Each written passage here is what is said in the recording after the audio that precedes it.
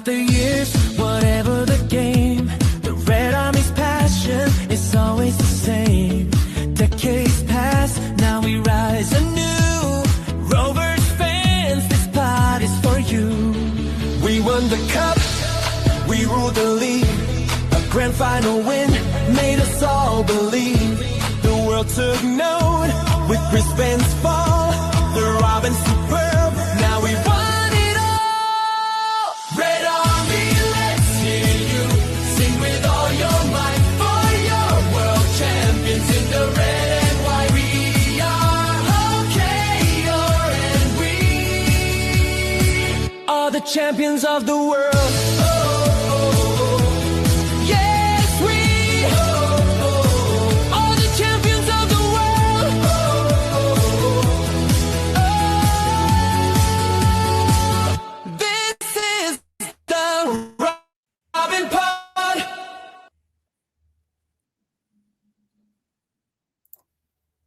Hello and welcome to this week's edition of the Robin Pod. Joining me as ever is Bazza Kingston to discuss all things Hull Kingston Rovers. And don't forget the Robin Pod is powered by Budget Tyres Autocentre, the only car specialist trusted by the players, club officials and supporters of Hull Kingston Rovers.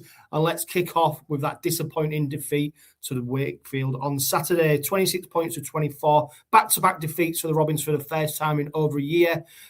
Bazza, we expected a response after Wembley and the defeat to Wigan, and I think we got a bit of a response, but by no means was it perfect. Hence why we ultimately fell to a defeat against Wakefield.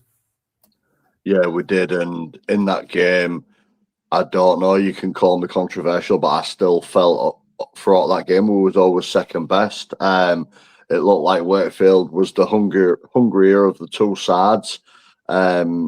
Don't get me wrong, we was battered and bruised. It was a very, very disappointing result, but you know, we nearly snuck away with a victory. And I think right now that's the difference between the team of 2025, a champion team, and 2026 just falling short, not seeming to be able to grind out these tight victories. Like we've seen it 3 times this year now, when we lost to York, Catalan, and now Wakefield in very, very narrow defeats. The team of 2025, I don't see them losing them games because of the mentality and the grittiness and determination to get over the line. And I felt we just fell short again this weekend. Again, we turned up for 20, 25 minutes and we looked awesome, but it's an 80-minute game in my opinion. Yeah, it was very, very disappointing. But we'll go again, you know, we're in it for the love, not the glory. So we stand by him, and you can't win them all. And sometimes you're just going to have to tip your hat to Wakefield for staying in that game and closing it out at the end. Yeah, it's disappointing to see, but, you know, we was a little bit patched up in areas within outside, and they did a decent enough job through the middle, coming up against an exceptional Wakefield pack. So there is positives to take out of the game, a lot to learn from the game. And yeah, we go again, mate. There's not much more I can say apart from it's gutting to see, but sometimes you're just going to have to hold your hands up when you get beat, you know, regardless of the circumstances. If we had to come out on the right end of that result, I'd have personally felt we'd have got away with one there, absolutely. But unfortunately, you've just got to keep switched on for 80 minutes, and you know, 2 or 3 minutes to go, Mason Lino goes in. It's heartbreaking, it, but yeah, we'll back the boys this week. Yeah, it does feel like a bit of a throwback performance, Bazza, one that we haven't seen for a while, where we was in it in spells, but ultimately when it counted during the game, we fell a bit short, and we saw that with that Mason Lino try at the end. But like you, Bazza, I didn't think the Robins were ever convincing. There was never convincing that performance. I couldn't understand people watching at home. It had been a great spectacle, 2 sin bins, 2 red cards, the game ebbing and flowing in terms of the scoreboard. So it had a little bit of everything. It had a bit of sunshine, a bit of rain. You know, everything that you'd probably want on a Saturday afternoon if you were settling down on the settee to watch a rugby league game. But for us as Rovers supporters, Bazza, I could understand why there was some supporters, or probably more than some, who were concerned by the performance on the back of the defeat to Wigan in the Challenge Cup final. And look, don't get me wrong, Bazza, we know, don't we? We're never going to get it all our own way. Where we was coming up against a Wakefield side who were fresh. They had a week off to prepare for this game. We looked, and we'll come on to it, we looked a little bit battered and bruised and a little bit leggy at times during that game. And Wakefield, for whatever reason, over the last few years, we've struggled a little bit there, haven't we, at the DIY Kitchen Stadium? So, look, factor all that in, maybe that's one of the, lots of reasons why Rovers didn't get that victory. But I think there was things within the game, Bazza, that individual players, they were doing things that we haven't seen them do during the course of the season. We hadn't seen them do it regularly last season. And just a few errors, which I think ultimately cost us the game, both in attack and defence. Yeah, 100%, Johno. And there was things, I don't like calling out players, and that's not my style. But there were certain members of our pack, mate. The tackling technique is a little left to be desired. You know what I mean? It's like that's not how we tackle, and seeing players drop off tackles, it's not good, mate. And when we're seeing one of our boys, is a front rower getting basically put on his ass by Matty Staunton, it's not good enough. It's not good enough. The missed tackles, I believe, was in the 50s, mate, come the end of the game, and you're not going to win games with a missed tackle count of that. And there is a lot to work on, but like you just said, there is a lot of mitigating factors with Wakefield having a week off, us battered and bruised. And I asked the question for you last week about as OKR lost their identity a little bit, and do we need a shake up? And I'm not saying any of your boys was thingy, but I kind of felt like there was a few raised eyebrows through the screen, and I think based on that performance, that didn't look like OKR. At parts it did, but there were certain sections of that game it just did not look like the Willie Peters way of OKR. And what I meant by a shake-up was just it's easy for Willie to play the strongest 17, but if they're knackered, that's what I meant by a shake-up. Just take a couple of players out, sit a couple of players down for a week, and bring somebody else in just to freshen things up, bring a bit more energy in that team. And I don't think that's what's needed right now. And I think it's down to Willie and the coaching staff to make some tough decisions to maybe shake things up and just move things around a little bit, because Tom Amon has been absolutely exceptional for us. But we're starting to see Tom, and this isn't me calling on anyone, but we're starting to see we're not getting the best version of Tom right now, even though he's been absolutely exceptional for us. I feel like we're burning him out because of the minutes he's doing, the work he's getting through the tackle. The tackles he got through at Wembley, and he can't carry on through the rest of the season. So for me, like the likes of Tom needs to do some slightly less minutes, just move things about, maybe move things about in our outside backs, because we need to make a couple of changes. And I'm really hoping we see Tavita Pangai Jr., because I think we're going to see a very, very hungry prop in Tavita this week. So it'd be great to see him. Going on to the Wakefield game, mate, there's not a lot to say, mate. We didn't look like us. I don't believe anyway, and we was just making uncharacteristic errors. And I don't want to make excuses, but I don't think Aaron Moore helped the situation with it. Well, I'll tell you what, Bazza, we'll come on to the refereeing a little bit later, because obviously it is a huge talking point for a lot of people. Yeah. None less than Daryl Powell, who chucked his 2 pennies worth in. And of course, we've had lots of supporters pinpointing the officiating of the game as being one of the contributing factors to maybe why Rovers lost and Wakefield won. It could have gone either way based on some of his decisions. But I wanted to ask you, Bazza, about you mentioned about the forward pack. Does that defeat to Wakefield on Saturday and the Challenge Cup final defeat, does that highlight just how important Dean Hadley is to this side? Yes, 1,000,000%. 1,000,000%. What Dino gets through. Dino's not an explosive prop all best line, but it's having Dino on your shoulder, knowing if you miss that tackle, Dino will clean up, and it's his work ethic, his never give up attitude, and mate, he's an absolute machine, and I believe he's a big piece of glue in that middle pack. What the boys need right now, and when he's not there, we look fragile, we look frail, and we look a little lost at times. So I'm not sure if he's back this weekend, John, or you might have to clear that up, because I don't know if it was a Category 1 HIA fail and that's 2 weeks. I don't know if he's back, but by hell, we have missed Dino massively, and the sooner he's back in the side, mate, I'd like to see that middle unit like stiffen up a little bit more, mate, because like I say, we just didn't look like ourselves in parts of that game. Don't get me wrong, mate. Individual brilliance from Tyrone May with that try was absolutely exceptional, mate. That try alone was worth being a match winner. But we can't just rely on off the cuff rugby. You know, we're going to have to do the tough stuff as well, the ugly stuff, the stuff that right now it looks like certain people don't want to do. And don't get me wrong, mate. You know, we was tough, and we was tough in parts of that game, and we did defend our goal line very, very well. And it was just some of the soft tries what was very, very uncharacteristic of Hull KR to let in. So the sooner Dino's back, mate, the better for me. Just to bring that togetherness in that middle, that steeliness, because we have missed it.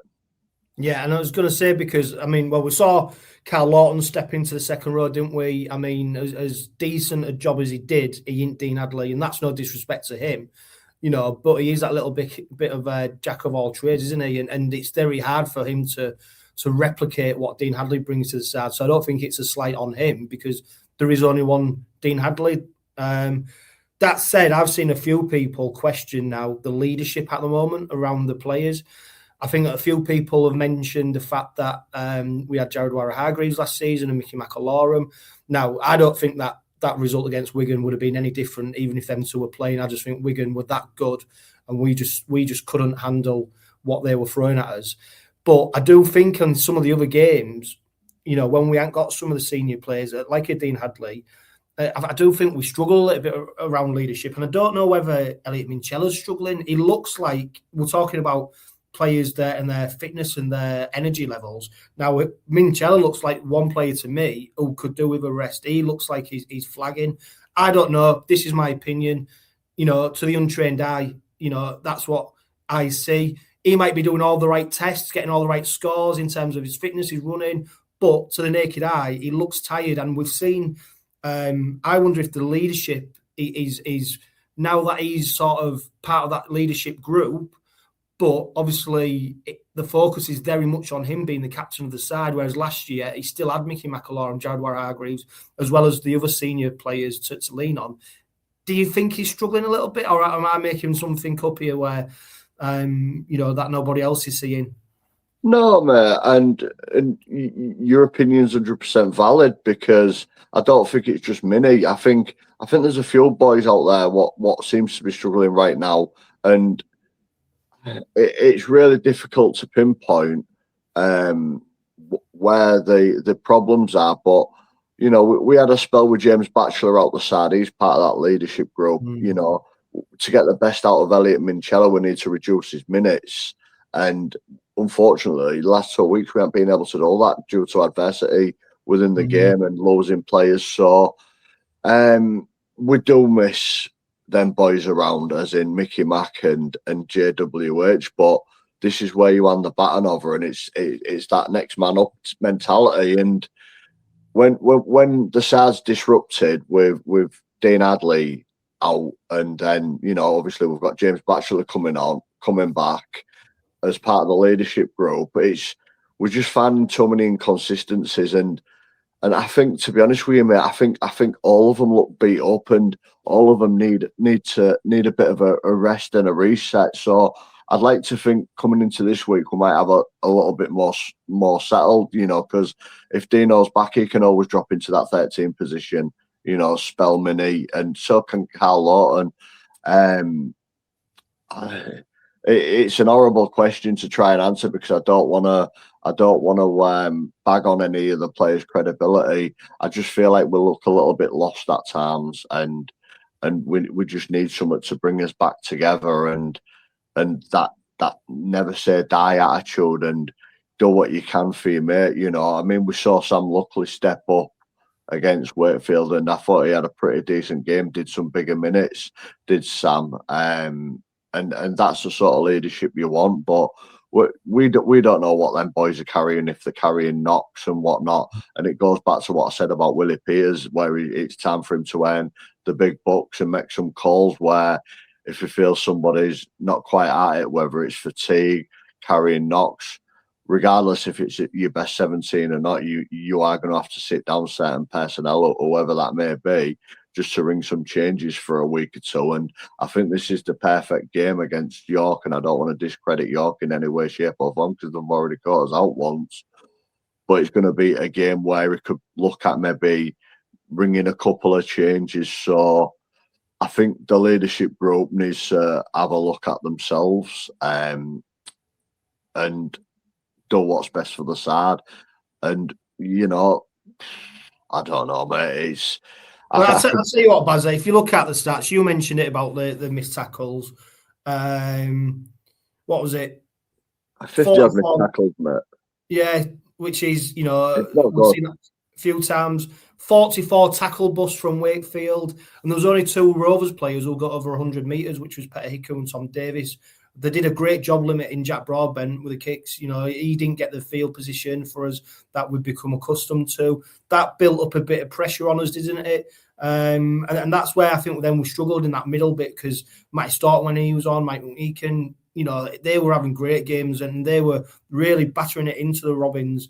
I still think that there was enough out there. You know, luckily Whitbread, I say fresh. Obviously, his partner gave birth. We don't know how fresh he was, but obviously he missed the final. Reece Martin, and then Jordan Desaria. He's getting the opportunity to come and stake a claim for a starting spot or a place in the squad more regularly. So there was still enough out there, I think. And do you know what, Bazza? If we go on to win that game on Saturday, you know, say Mason Lino don't go in for that try, I know you said we're probably smart saying, you know, it's one we got away with. But we've also probably been saying, do you know what? That's a great result for the Robins. They'll take that, you know, get a lot of confidence from the fact that they've been able to back up against a decent Wakefield side. And this is the position we found ourselves in 2024, wasn't it? Where we were just coming up short too many times in games where we could have won. 2025, we got that right. We came out on top more often than not. There was a lot of scruffy victories, but they managed to grind out the wins. And it's almost like we need to go back to that grinding out, albeit, like we said, it's very difficult at the moment when we've got some of the players, some of the personnel who were key to that missing, and also the amount of work that they're getting through. So we're going to mention later on in the question time what we've got. We've also got the big question, and we've got Steve Till back for Robins Revisited, but the main focus of them questions, Bazza, is around squad rotation. So we'll come on to that later when we talk about the York game. Let's look at some of the tries. I mean, Ollie Pratt, what a step. It was that good of a step. He sent Mikey Lewis into the stand. At first, I didn't even see it because I was watching Ollie Pratt score the try. And then all of a sudden I saw Ollie Gildart waving over, and I thought a supporter had, you know, like something had happened there, because the way it was then going to the physios, like I thought someone had a bloody heart attack or something like that. Thankfully, it wasn't that. That said, it's still Michael Lewis going into the crowd. But that left edge, it wasn't just that try. It wasn't on fire on Saturday, defensively and in attack. It was very ordinary. I don't think Joe Burgess had his best game for the Robins. Obviously, Simbind. Whether he should have been Simbind or not is a different question. But we were getting caught out far too many times. And, of course, Dean Hadley would normally be covering on that side. But they didn't cover themselves in glory, that left edge on Saturday. No, they didn't. And we've seen some frailties in that left edge throughout the year, mate. More more noticeably against the Brisbane Broncos back in February when we was battering Brisbane, but to come into it and everything seemed to go down that left edge. It was the same in Las Vegas, and that's what I mean by potentially looking at a squad rotation. We look a little bit vulnerable. Things don't feel right. And the synergy and chemistry between Joe Burgess and Ollie Gildart, I think it's missing a little bit at the moment, because them two could score tries for fun, and not only just score tries, but score some wonderful tries. But when it comes to defence, I think Reece Martin was on that edge as well in the second row. We do look a little bit frail, and it's like there's no trust in each other when they're jamming in, and they're leaving gaps. They're leaving so many gaps on that edge, and we're getting exposed far too much. Well, never mind leaving gaps. What about Joe Burgess when he came sprinting out for Cam Scott for that try, and just left an absolute gaping hole for the kick to go through? And you know, that is just I don't know about Joe Burgess. I love him. I think he's brilliant. I think he's one of the best finishers in Super League, if not the best right now. He doesn't look right at the moment. He missed obviously the game against Wigan prior to the Challenge Cup final. We saw him play there, but I don't know. Maybe it's just it's just one of them games where it doesn't quite work out. But I have wondered for the last few weeks: is he right? Is he 100% fit? I don't know.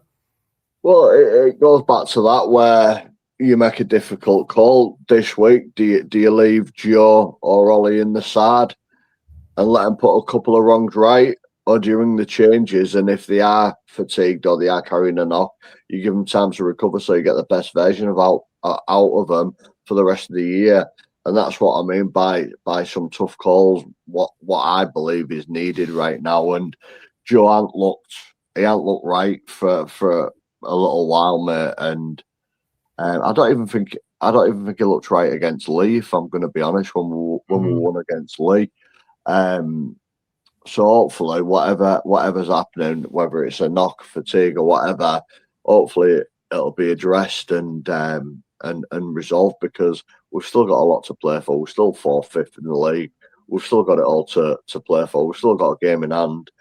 And yeah, the league's getting tighter, mate, and it's back to that where we've got a massive target on the back, and people seeing it as a scalp when they get one over on Hull Kingston Rovers, and we just need to shake that off and go again, because we're seeing other teams right now in the league who are coming good, who look very, very good, who look very, very capable right now. My worry is we don't look very capable right now, and we've got it there. We've got it in our army. You don't become a poor team overnight. So for me, bring a couple of changes, get to the bottom of whatever the problem may be or may not be, whether it is a bit of fatigue, and just reset, and we've got a perfect opportunity on Friday night to put a couple of wrongs right and just get that togetherness back together, because I just don't feel like we're seeing it right now.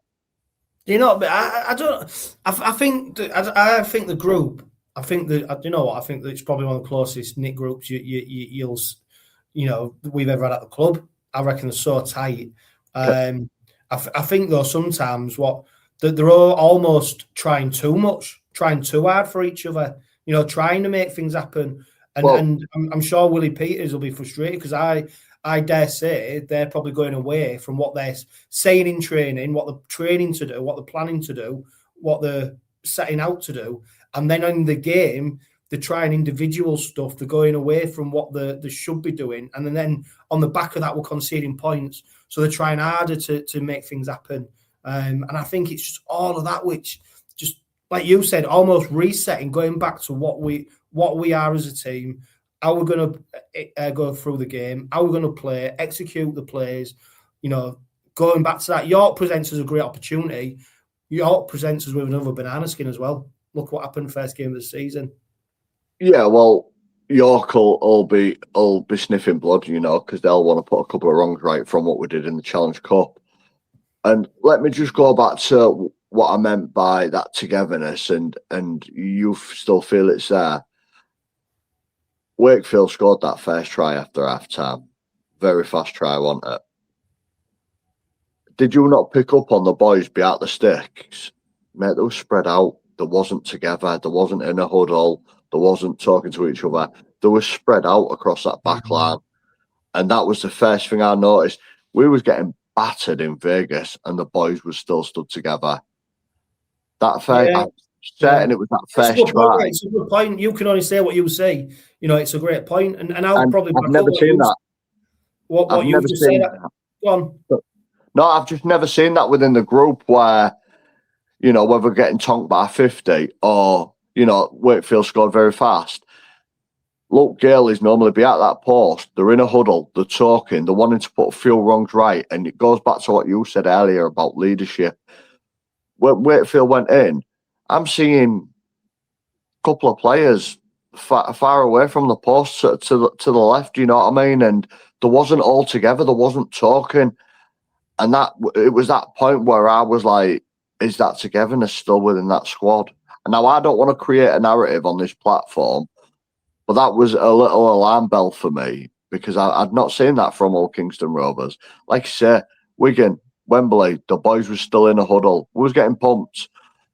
That first try, don't know, I just didn't see it. And I hope to God I'm wrong and I'm just looking into something that's not there. But it's just not something I've seen from a Willie Peters or Kingston Rovers with regards to that togetherness, with regards to that leadership, what you quite rightly called upon earlier. Yeah, look, you know, we might be completely wrong. It's only what we see, what we try to surmise, what we guess, what we think. You know, it's only based on what we see. To be fair, I was going to back up what you said when Tom Amon and Tyrone May let the ball go out first kick. You know, and there was like the players was almost like in disbelief at what, and even the two players didn't even speak to each other after it about what had happened. I was stood right behind it in that south stand little terrace, and the players looked shell shocked, you know, and we saw South Osu knock on first kick out. Yeah, so look, I don't know. It's easy for us in the stands to comment and say what we think without being out on the grass and doing the hard stuff. That said, it sounds like a bit of a negative Robin pod. What I would say is, mate, some of the tries, nearly all the tries we scored, exceptional. You know, because I've seen some people questioning the flair of the side at the moment, and when you look at the tries, absolutely brilliant. You know, there's the scores from Mikey Lewis, Jai Whitbread, who collected the kick, luckily picking up on the pat back from the kick. You mentioned the Tyrone May try. It was almost like he didn't want to score it. He just kept looking for a pass, the pass. And then I think he got that close, threw in that sidestep, and he was through. And that's for me, that's probably one of, if not the try of the season so far. Absolutely magical. So I do still think, attacking-wise, we have got that ability to cause teams problem. You know, that Wakefield side is no mugs. But obviously what's happening is we're not backing that up in the defence. And for me, the killer in the game, Bazza, was, I mentioned it earlier, the Cam Scott try, but then it was the Rourke try straight after 2 minutes later, the back-to-back tries. When you look at the game overall, that's what really cost us. And the way they cut through the middle with such ease, went through Jack Broadbent. Don't get me wrong, it's difficult when you've got a bloke that size running at you at speed. But, yeah, that's where I feel the game was really lost because we just never recovered from them back-to-back tries.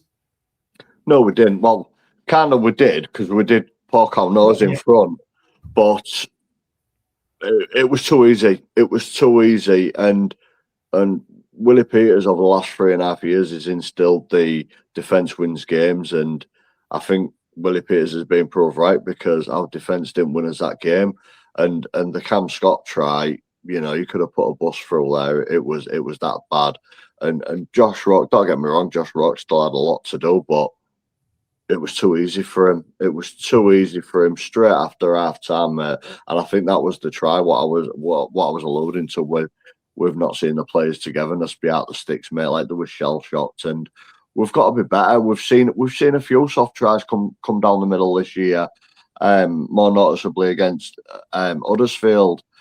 The way they rolled us down the middle so easily. So there's a lot to do. It's not the end of the world. You know, like I said earlier, you don't become a poor team overnight. This is still a treble winning team, a quadruple winning team. This is the team that beat the Brisbane Broncos. So there is still hope. Absolutely, we've still got it all to do. We've still got it all to play for, and these players are more than capable.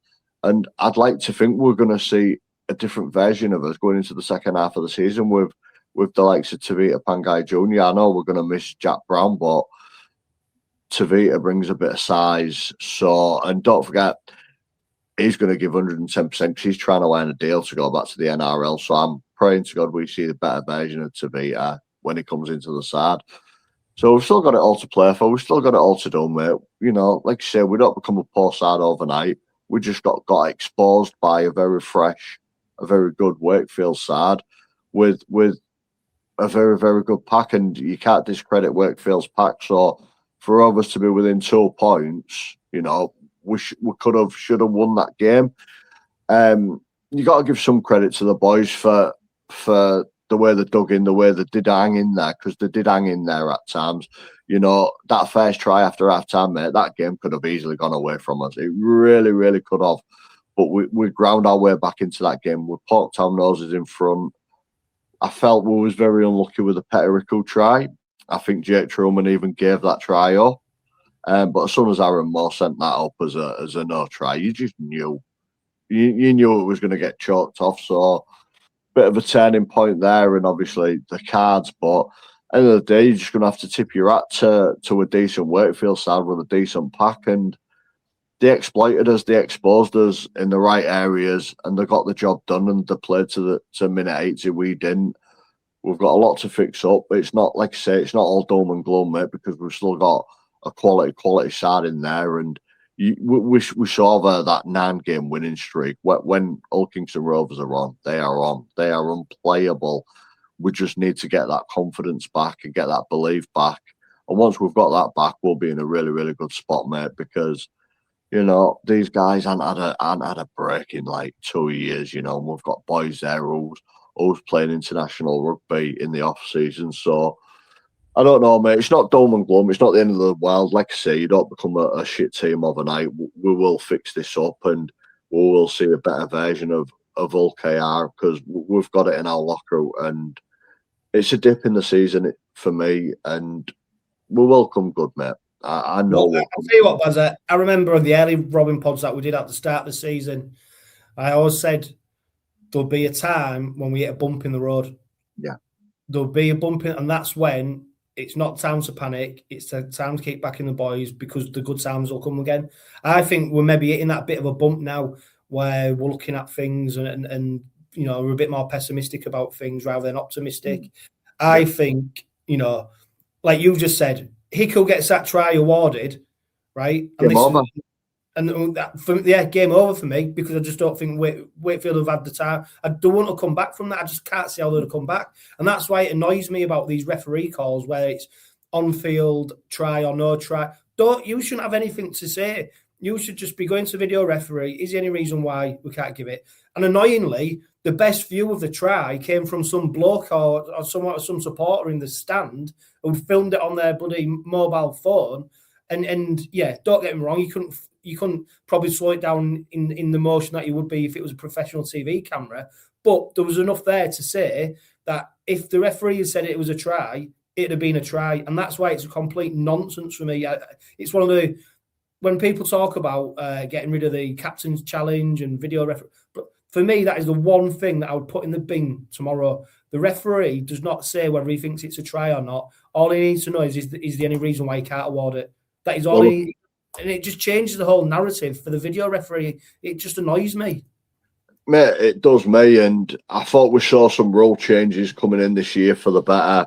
Don't get me wrong, mate. We've had a couple of calls in recent years go our way when they shouldn't have, so grateful to that. But I think the way they've done it this year, mate, for me personally, if a ball's being planted, send everything up as a try, and let somebody work in the background, you know, have a quick look at it just to double check. I don't think they should be sending anything up as a no try. I think that shouldn't exist, me personally. If he's held up, Aaron Moore should make that call there and then. You're held up, mate. If he's unsure, send it up as a try, back yourself, and let the video ref decide in the background while the kicker's waiting to take the kick. That way, as soon as Aaron Moore sent that up as a no try, with the amount of bodies around there was going to be no conclusive evidence from. But that's the thing, from the camera. because he sends it up as no try, but they check it anyway. So Exactly. you don't need to send it up as a no try or a try. What pissed me off is Jake Truman gave it away. You could see Jake Truman. All the Wakefield players just got up. He knew we got it down. Yeah. And I mean, we could sit here and cry and argue about it till the cows come on, mate. Ultimately, it was that decision what was a little bit of a turning point against us, and it was tough to take. It was a gutting one, but we shouldn't have been in that position to start with. We shouldn't have. We need to be better, and we should have been better. I just wish certain things was a little bit different in the game, more noticeably the referees, mate, because I feel like the quality of them, mate, is deteriorating very, very fast. Very fast. Yeah, and you know what, I do have a certain bit of sympathy for them, because unlike in football, for example, you work your way up the leagues and you eventually get to the Premier League. The competition below the Super League at the moment is so poor that there is no breeding ground for these next crop of officials. So they're having to come into Super League cold. They're not at the level required. That's not to say that one day they won't be, but obviously they're exposed to first grade rugby quite early on in their professional careers. And I think that's where, I do think the referee on Saturday, he looked, the fact that Daryl Powell was saying that his players were telling the referee to calm down because they thought he was losing his head, tells you everything you need to know about the level of performance. And frustratingly, Bazza, one of his dodgy calls that he did make, whether you think it was dodgy or not, we didn't capitalise on Matty Staunton's red card. That could have been another one where actually then down to 12 men for the game, that could have been the difference, the game changer. And what do we do? Or not what do we do? What does Souso do? One of the most dependable, one of the most reliable, a gentle giant out on the pitch. Absolute brain fog, goes in and lays one on the Wakefield player, which he don't need to do. And, I don't know what you think, but for me, it was a red all day long. And it just was so necessary at the time. It is. And I love Jesse Soto bits, mate. He's been a great servant, and he's put his body on the line week in, week out. And I think what's frustrating is Jesse isn't that player. Jesse is not that type of player. Where that's come from has left me scratching my head. There's only Jesse and probably Willie Peters will know where that come from, because that's not Jesse at all. Matty Staunton, that was never a red in a month for Sundays, and I think that was Liam Rush who made that call on the video ref. I'm sure it was Liam Rush. It was a shoulder to the head. We've seen worse, and for me, Matty Staunton should have only got a yellow. But again, it was a decision. What kind of, we need to take advantage of this, and within minutes, Jesse goes and does what he does. I don't believe Jesse cost us the game, because all it did was level the playing field. I mean, I've seen some fallout online, which is absolutely shocking. Jesse could and should do better.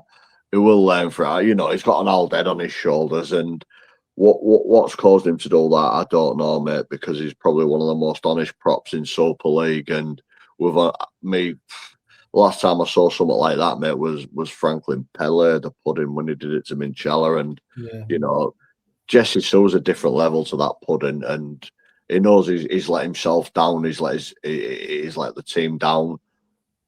But we move on, mate, because all that did for me was it just leveled the playing field 12 on 12, and we should have done better, mate, and we never did. We did have an opportunity to have the man up and really, really take the game to Wakefield, but we never did. And one thing I am surprised at is that he only got one match ban. I think somebody's looking out for Jesse, but I think that's a reflection on his character of how much of a clean player he is, and he's not that type of player. for him to only receive one game. I believe it should have been 4 games, but I think he got 75% off because he got a red card on the field and there was no field HIA. And it was in the second half. Yeah, for him to only get because it was in the second half as well. Is that what it was? So for him to only get one game, mate, he'll use that time, mate, rest his body, have a look at himself, see where he can do better, and hopefully come back a lot better.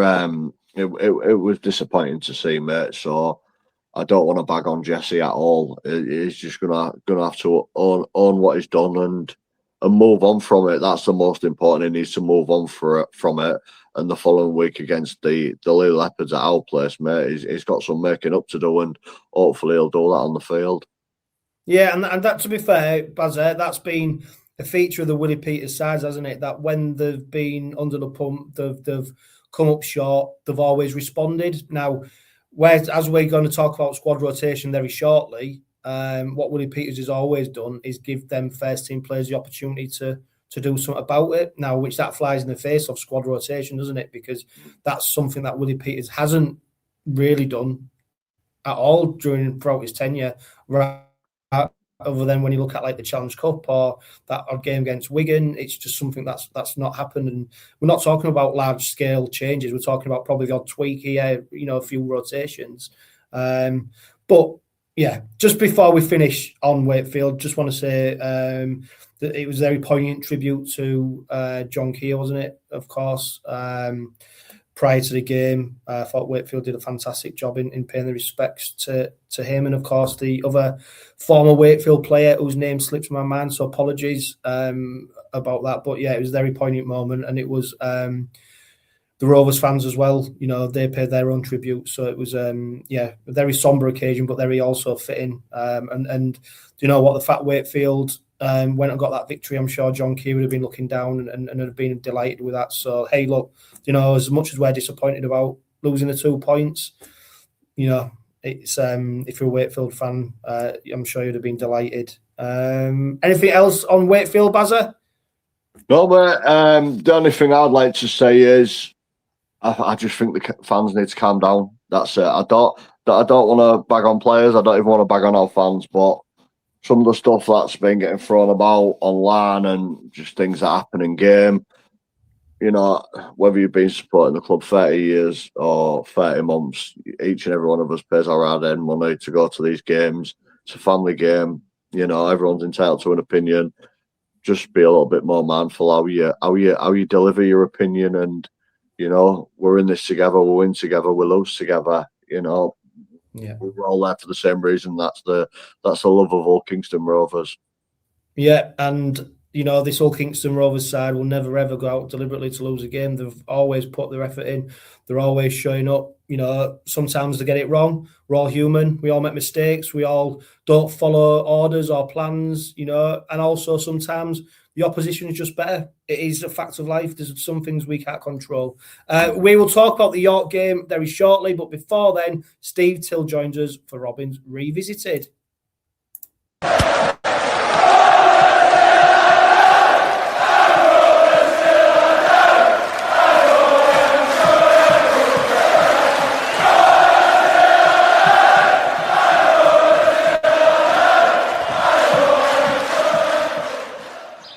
Hi Chris, in a different venue for me this week. I'm up in Scotland, and for anybody who's watching on YouTube, you'll be able to see the sea and the blue sky in the background, and a little harbour called Crail Harbour, which is where I am, which is on the north shore of the Firth of Forth, about 10 miles from the home of golf, St Andrews.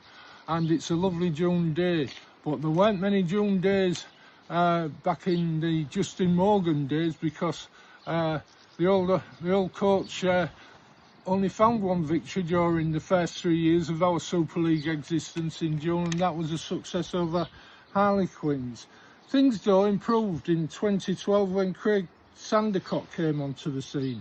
His first June game ended with a home 23-22 success over Warrington Wolves, and the Robins followed that up this week in 2012 by massively beating the Huddersfield Giants at a remarkable 44-26 win at the Gal Farm Stadium.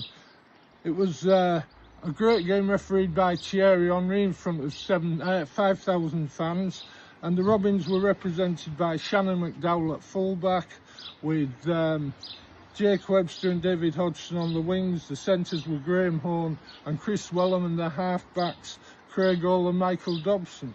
The pack, Ryan O'Hara and Scott Taylor were the props, with Josh Hodgson hooking, and then Comnica, Ben Galea and Rhys Lovegrove providing the back row. Mickey Peer, Lincoln Withers, Jason Netherton and Scott Morrell were the substitutes. It was a strong Huddersfield team as well. Greg Eden was playing for Huddersfield at the time. He was full-back.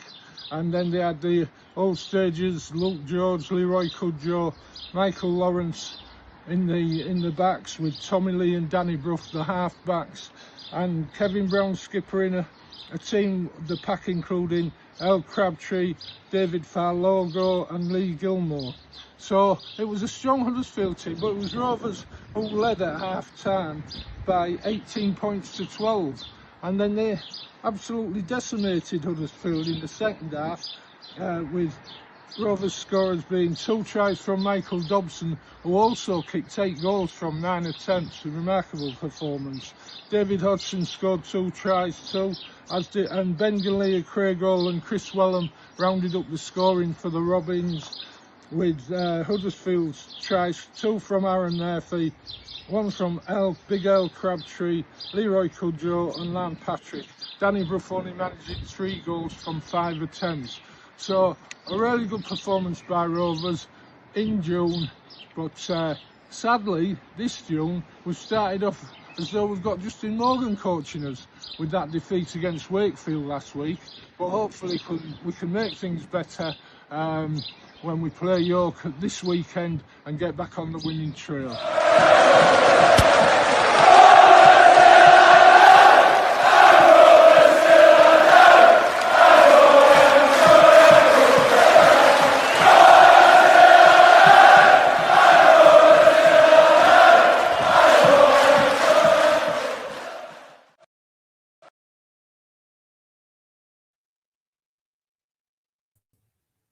Massive thanks to Steve Till for this week's Robins Revisited, and I'm sure you heard the same as what I did.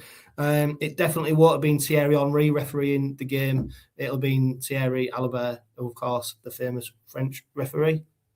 Bazza, York up next. After the defeat to Wakefield, I posed a question, the big question, which was, what does Willie Peters need to change to get Rovers back to winning ways? You've already mentioned it. We've already discussed it, but the general feeling amongst lots and lots of supporters is that we need to make some changes in the team. So if we need to make some changes, Bazza, who would you change and who would come in? For me, Tavita's got to play this week. He has to, whether it's off the bench. I don't want to make too many wholesale changes. I think we need to go back to what works for us, you know, with Carlo and starting, just coming off. Maybe it sounds silly, it sounds crazy, but if Deck Murphy's fit, give him a blast at fullback, give Broadbent a crack on that left centre, and maybe Noah both on the left wing, mate. Just to give Gilly and Budgie a week off, maybe. I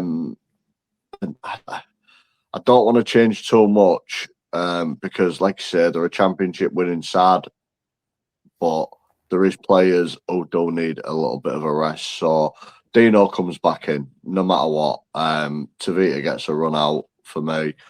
Maybe spell one of the left edge, whether it's Gilly, Budgie, or potentially spell them both. I'm not sure, but we do need to freshen up that side 100%. Yeah, I mean, looking at it, of course, we saw Lawton starting, didn't we, in the second row. We've got Dean Hadley hopefully coming back. So yeah, we've got Jesse Sewell, who's going to be suspended for the game. So there is a bit of opportunity there, isn't there, to move players around. We've got Jordan Desire, who started from the bench. Savita Pangai Jr., who, if anyone's been following him on Instagram, knows that he's been working his socks off because he keeps posting his fitness times and his gym routines and stuff like that. So he looks lean, he looks fit, he looks like he's probably been prepped to play against York. Changes wise, difficult one. I do think maybe a straight boo for Burgess. Is that a straight one? Keep Rob, like you said, we don't want to make too many changes because this isn't a bad side. This is not a bad side. Is it an opportunity maybe to spell Elliot Mincelli, give him a bit of a rest? Would you then maybe keep Lawton in the second row, put Hadley at loose forward? Of course, we see that forward pack rotate so much because you're probably then having to start with Whitbread or Luckley. So there is, there's an opportunity there to move some players around. But what you wouldn't want to do is just change the whole fabric of that forward pack, would you? And what has been really good and what has served us really well. So hey, look, this is Woody Peters though. It could be exactly the same lineup, barring the enforced changes that he's got to make. Yeah, it could be. I think you've hit the nail on the head there. The way we used to rotate the pack. And I think that's what's needed, mate. I believe if I was a Rovers fan, I think going into Friday, I think he's just going to put out the best 17, hopefully put York to the sword. If the game's done by half-time, then that's where I could see Willie really rotating the pack, really rotating the squad. But no, that's a good shout with Mini, because even Carl Lawton, mate, he plays at 13 as well, mate, and he's a pretty decent 13. So for me, I'd start with Carl Lawton, spell Jez off the bench, because Jez, mate, he's got to throw some graft as well, and he's going to be the one who's lagging a bit. And yeah, maybe sit down, budgie down for a week, or Gilly, and stick Noah in, but something will happen, mate. And regardless who puts on that jersey, mate, we'll be screaming for him come Friday night. Yeah, okay. Let's have question time.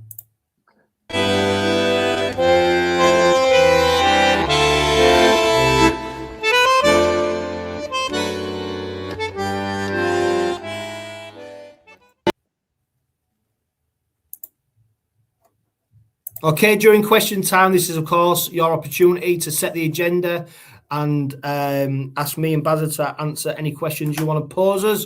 So, of course, with York at home on Friday night, the big talking point from people is, of course, around squad rotation. Now, what's different for the squad this time is that, obviously, Tom Whitehead's departed the Robins. He's gone to Doncaster on a season-long loan, so we won't see him feature, of course. He did feature in some of the early games of the season. And the Robins have brought in another player, Finn Holden, a fullback stroke winger from Warrington. He's featured heavily for their academy. He's on a deal until the end of 2028. I don't expect to see him anywhere near the first team this season, but especially when you've still got the likes of, like you've already mentioned there, Bazza, Declan Murphy, who were in there. So, yeah, we'll see what the future holds for them. But David Schoon, I think it's Dave Schoon. I agree with many of you. Peters goes with experience, and the younger players don't get in unless there's 2 or 3 injuries. He needs to freshen up the team, and we need a new coach announcement quickly so that some new blood arrives next season. We was expecting an announcement, weren't we, around the head coach role in May. I think Paul Lakin had done an interview where he was expecting to be able to name the head coach in a couple of weeks. It was rumoured that Ben Gardner, he'd been approached. Differing stories around that, but of course he's the Samoa head coach and been touted at a few jobs. It looks like that he's not going to be coming. At the moment, I've heard about 10 different names for potential head coaches. There is the speculation buzzer out there is pretty vague, isn't it? In terms, there's no one who's really, coming to the fore as a favourite. No, they're in, and do you know, you've gone into that real well, because I had a very good friend of mine message me the other day. I was an Huddersfield Giants fan, slightly off topic, but he went to a Huddersfield fans forum. And then your coach, Jim Lenihan, did you know that he was interviewed by LKR? Oh, really? Yes, and what got said in the fans forum, it kind of gave me goosebumps of the club's mindset. And Jim Lenihan come out in the Huddersfield fan forum and said that he did go for an interview with Hull Kingston Rovers. And one of the questions that was posed to him was, how do you make a wonderful team with the average age of 29 become a legacy, younger legacy championship winning side going forward? And that's what was said in the Huddersfield fans forum, and that just got me thinking of the club's mindset of bringing the average age down, but the players leaving a legacy going forward and on a consistent basis. So there clearly is ambition there from the club, and it's notable to see, and it gives us a little insight into the mindset of what we want and what the owners want and what the club wants. So we do need an announcement, but we've seen clubs in the past panic to bring somebody in. The club have got to bring in the right person to take us forward. We all want to see an announcement because we all get frustrated, and to the point where we'll get beaten. You'll get so many fans questioning Willie Peters' ability, which is absolutely bonkers if you ask me. I think I see where they're coming from, that we do need an announcement. We do need to know our next head coaches, but that's for next season. We're bothered about now. Just for me, trust the process and trust that whoever comes in is going to be the right fit for Hull Kingston Rovers for not just the next 12 months, but for the next 5 years. So I dare say they'll be taking the time to make the right call, and we're not panic buying. So yeah, whoever comes in, mate, I know it'll be the right choice by the club. Yeah, Matt Brady, he says, we have a squad for a reason, time to rotate players. You can't keep playing the same players every week and expect them to win. It's not sustainable. Kev Verity, he agrees. He also asks, when's there going to be an announcement about the new head coach in terms of looking at players for next season as well. James Perlin, of course, Robin Pod regular. He says Sue's ban will be beneficial, but should there be a few more rested over a couple of games? I think we've discussed that earlier. Ian Dixon says we need more biff in the forwards for next season. Getting rolled too often this season, it's stopping the team dominating matches like it did last season. Of course, we mentioned about the impact of Jared Warren-Hargreaves and Mickey McAlorum. You know, we don't necessarily have that type of player, do we? Who's going to take it to the opposition? But then again, I do think that's a player of yesteryear. The game's just so different now. You know, it's so sanitised to the point where literally the littlest infringement can result in a forward, you know, copying a ban, and that's why the players are taking risks at gambling. James Scrutiny says it's time for minor tweaks in squad rotation, not wholesale changes, but subtle changes, maybe 2 or 3. Something that Bazza and me totally agree with. And we'll finish with this question, Bazza. We've got a couple of minutes to go. From Sean Michael, he says, common theme this, and something I touched on last week. We've heard on pretty good authority that Willie Peters will always go with what he perceives to be his strongest 17 unless injuries or suspensions force his hand. His status and legacy at the club are beyond question. But is there a risk that these approaches becoming counterproductive? It feels like youth and fringe players are finding it almost impossible to break through, which can't be great for succession planning or creating genuine competition for places. Some of the regular starters look short of the best form at times, yet opportunities for others remain limited. Do you think this is a conscious philosophy from Willie? And is there a danger that we're overplaying key players while not developing the depth we'll eventually need? So quite a long question there, but obviously some valid points and stuff that we've discussed, not just on this Robin pod, but in previous Robin pods as well. Bloody hell, you're going to leave me with that? That's a great Well, I'll chip in as well, don't you worry, mate. That's a great question, but I think he's absolutely spot on. Willie knows his best 17 regardless, and yeah, he tends to go back to it. Going back to the youth, I understand, mate, because sometimes I may shake my head, like when we announced Flynn Alden and Ryan Westerman, like, it's great, but are we going to see him at some point? Will they get their opportunity? And that is the worrying thing. Are we going to get to see these guys? But it can't be that bad because these guys won't be signing for us. You know, Flynn Alden, he's from Warrington, mate. He's moving all the way from that way on. I think he lives in Wigan area, so he's moving from there to East Hull. You know, for a young lad, that's a huge move, and he won't be doing that just to play reserve grade for the next 12 months and to get shipped out to Whitehaven or whatever. So I don't believe there will be a plan in there. Otherwise, these young kids would not agree to sign for Hull Kingston Rovers. We just need to see them, and maybe that's the next head coach's philosophy to have a fine blend of the youth and the experience. But as for Willie was brought in to do one job and one job only: stabilise the club, bring silverware, and he's done that now. So he's done what's been required of him, and it's probably up to the next coach to maintain and add a bit of youth. So yeah, for me, Willie may need to ring a couple of changes, like a lot of people said, but I don't think we're going to see it anytime soon. With regards to any youth, Willie likes to go with players he trusts, with players who are experienced and who he has faith in. So it's not such a bad thing, because look what he's done for our club. So, you know, hopefully we will see a few changes. You know, Willie ain't scared to make changes. He's brought Noah Booth in a few times this year. He did last year, and it's about dripping them in slowly to help with their progression. But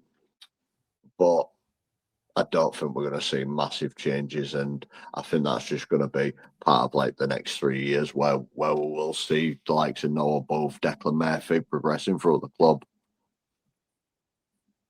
That was a massive question. A huge thank you. It was a great answer, and that's why we're going to finish on that buzzer. A huge thank you to everyone who's tuned in on YouTube and listened on podcast to this week's Robin Pod, which is powered by Budget Tyres Autocentre, the only car specialist trusted by the players, club officials and supporters of Hull Kingston Rovers. But for now, live, love, laugh and be happy. The Robin Pod. Robin Pod.